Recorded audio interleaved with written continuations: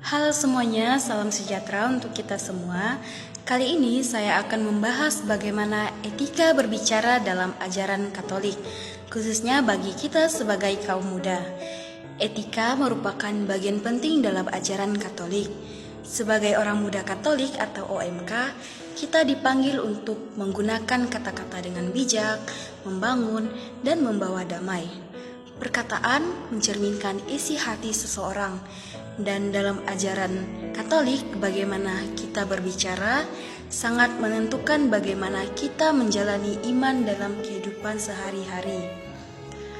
Perkataan memiliki dampak besar dalam hubungan dengan Tuhan, sesama, dan diri kita sendiri.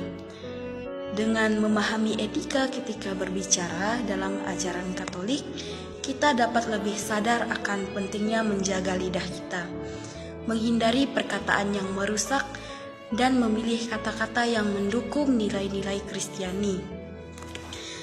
Dalam kitab suci, perkataan memiliki kekuatan yang besar.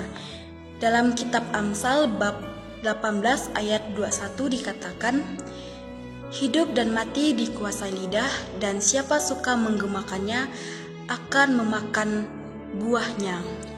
Artinya, kata-kata kita dapat membangun atau menghancurkan.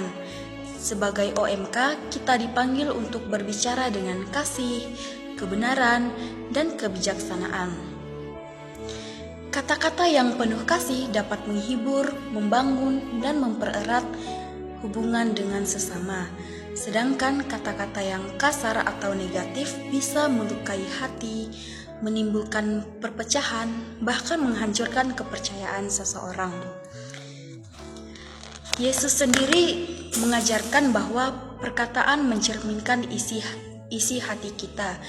Dalam Injil Lukas bab 6 ayat 45 dikatakan, "Orang yang baik mengeluarkan barang yang baik dari perbendaharaan hatinya yang baik, dan orang yang jahat mengeluarkan barang yang jahat dari perbendaharaannya yang jahat, karena yang diucapkan mulutnya meluap dari hatinya." Nah, dari sini kita belajar bahwa menjaga hati yang bersih ataupun penuh kasih akan menghasilkan perkataan yang baik pula. Sebaliknya, jika hati dipenuh kebencian atau kemarahan, maka kata-kata kita juga akan mencerminkan hal yang sama. Nah, bagaimana supaya bisa menggunakan perkataan yang bijak? Yang pertama, kita harus berpikir sebelum berbicara. Nah, sebelum mengatakan sesuatu, tanyakan pada diri kita sendiri, apakah itu benar? Apakah ini baik? Atau apakah ini perlu? Nah, jika tidak memenuhi 3 kriteria ini, lebih baik menahan diri daripada mengucapkan sesuatu yang bisa menyakiti hati orang lain. Yang kedua, hindari perkataan yang menyakitkan. Kata-kata kasar, ejekan, atau gosip dapat merusak hubungan dan menyakiti perasaan orang lain. Yang ketiga ada, gunakan perkataan untuk membangun dan memotivasi. Dalam Efesus bab 4 ayat 29 dikatakan, "Janganlah ada perkataan kotor keluar dari mulutmu, tetapi pakailah perkataan yang baik untuk membangun mereka yang mendengarnya beroleh kasih karunia."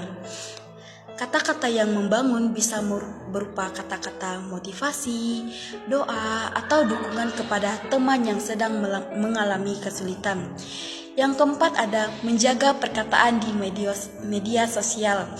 Nah, kita sebagai OMK, kita harus bijak dalam menggunakan media sosial. Hindari menyebarkan hoaks, ujaran kebencian, atau komentar negatif.